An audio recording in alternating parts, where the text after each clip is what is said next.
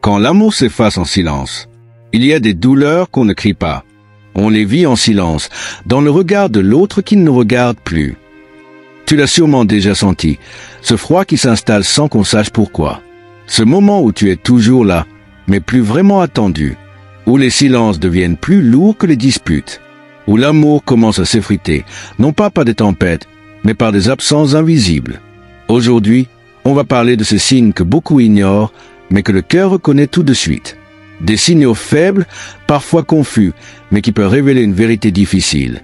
Et si elle t'échappait peu à peu, sans rien dire, si ce message résonne en toi, si tu veux des vidéos vraies, qui parlent d'amour, de blessures, de vérité et de croissance, abonne-toi maintenant, parce qu'ici, on dit les choses qu'on n'ose pas toujours dire à voix haute.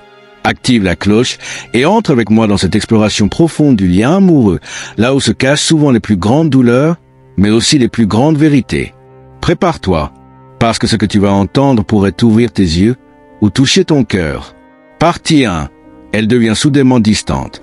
Il y a des silences qui crient plus fort que des mots. Dans un couple, on sent quand la connexion s'étiole. Pas d'un coup, non, mais par petites gouttes, comme une pluie fine qui érode les fondations. Tu la regardes, elle sourit, mais son regard est ailleurs. Elle est dans la pièce, mais son esprit flotte dans une dimension à laquelle tu n'as pas accès. Les discussions sont plus brèves, les rires plus rares, les gestes tendres moins spontanés. Ce n'est pas une dispute violente. C'est plus subtil. C'est une absence en filigrane.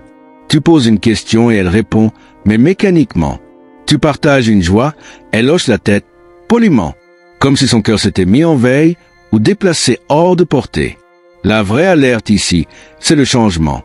Pas le fait qu'elle soit occupée ou fatiguée, mais cette impression constante qu'elle n'a plus envie d'être présente. Et quand tu insistes pour recréer le lien, elle t'échappe comme de l'eau entre les doigts. Mais attention, cette distance peut aussi être le signe d'une douleur personnelle, d'un stress profond ou d'une crise intérieure. C'est pourquoi il ne faut pas sauter aux conclusions, il faut écouter au-delà des mots, regarder au-delà du visible et surtout, avoir le courage de poser des questions vraies. Partie 2. Son téléphone devient un secret d'État.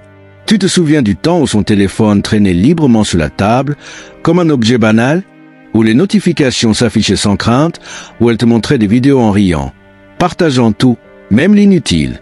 Puis, un jour, quelque chose change. Son téléphone devient une extension secrète d'elle-même. Toujours face cachée, toujours verrouillée, toujours sur silencieux. Les appels deviennent discrets, les messages supprimés. Et quand tu t'approches un peu trop, elle sursaute, comme si tu allais percer un secret sacré. Tu ne l'as jamais espionné, ce n'est pas ton style. Mais tu ressens que la transparence s'est évaporée. Ce n'est pas la confidentialité qui dérange. Tout le monde a droit à son jardin secret. C'est l'énergie mise à te tenir à l'écart, à maintenir un mur. Et parfois, ce n'est pas seulement ce qu'elle cache, mais pourquoi elle le cache maintenant.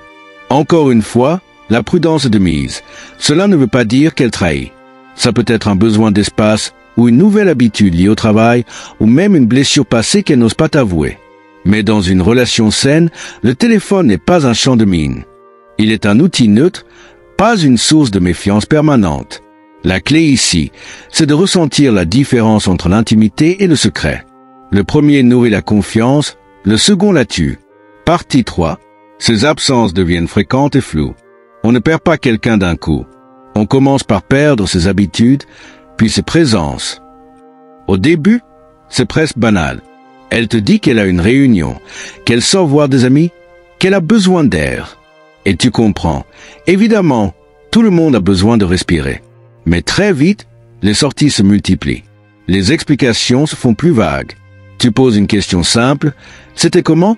et tu reçois un sourire évasif, une réponse rapide, parfois même agacée. Elle n'a plus envie de raconter, comme si ces soirées ne te concernaient plus.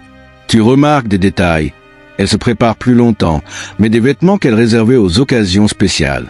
Mais ne cherche plus à te plaire, toi, et quand elle revient, il y a ce petit décalage.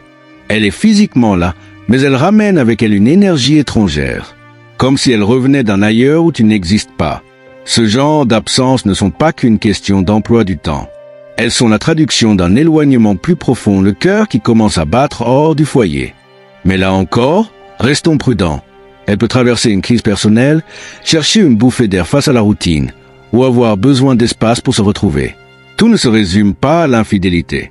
Mais quand la transparence disparaît avec la présence, c'est souvent un appel à ouvrir une vraie discussion. Partie 4. Son humeur devient instable sans raison apparente. Ce n'est pas toujours l'orage qu'il faut craindre. Parfois, c'est le changement du vent. Elle est irritable sans raison. Elle s'emporte pour des détails. Ce que tu faisais autrefois et qui la faisait sourire semble maintenant l'énerver. Tu marches sur des œufs. Et tu te demandes, qu'est-ce que j'ai fait? Mais souvent, ce n'est pas toi le déclencheur, c'est ce qu'elle porte en elle. Quand une personne se débat avec un sentiment de culpabilité ou qu'elle vit une double réalité, cela finit par se traduire en tension intérieure. Et cette tension déborde, sans logique, sur ceux qui sont proches. Tu le sens, derrière son agressivité soudaine, il y a peut-être un tiraillement intérieur. Un besoin de justifier l'injustifiable ou de te repousser pour alléger sa propre contradiction. Mais attention, tout changement d'humeur ne signifie pas trahison. Cela peut être la fatigue, un stress professionnel, un mal-être profond qu'elle n'arrive pas à nommer. C'est pour cela que l'écoute bienveillante est essentielle, pas pour tolérer l'irrespect, mais pour discerner la racine du mal. Partie 5. L'intimité disparaît. On peut dormir côte à côte et pourtant être à des années-lumière l'un de l'autre. Tu te rappelles ces moments où un simple regard suffisait à tout dire? Ces instants où la tendresse n'était pas un effort, mais un élan naturel. Aujourd'hui, ces gestes sont devenus rares, mécaniques, parfois même absents. Ce n'est pas juste une baisse de désir. Ça arrive dans tous les couples avec le temps, la fatigue, la routine. Non, là, c'est plus profond. C'est un refus subtil, une absence d'envie, un éloignement du corps qui traduit un éloignement du cœur. Elle évite les contacts. Les câlins deviennent brefs, les regards esquivés, et même les compliments semblent la mettre mal à l'aise. Tu sens qu'elle n'est plus là, dans l'élan intime, qu'elle est ailleurs.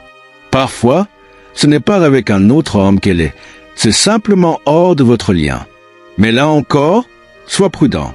La disparition de l'intimité peut venir de douleurs personnelles, de traumatismes, de stress. Ce n'est pas toujours une preuve d'infidélité.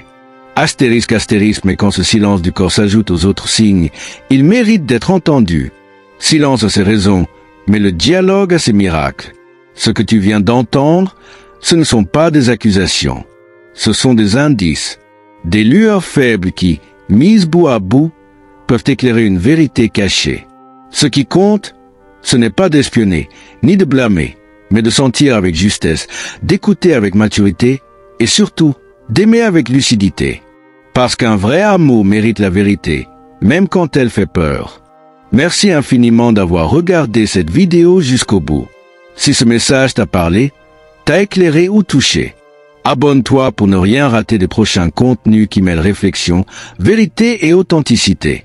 Dis-moi en commentaire astérisque ce que tu en penses, partage ton expérience ou ce que tu as appris. Et surtout, active la cloche pour ne pas manquer la suite. On construit ensemble un espace de conscience et de respect. À très bientôt.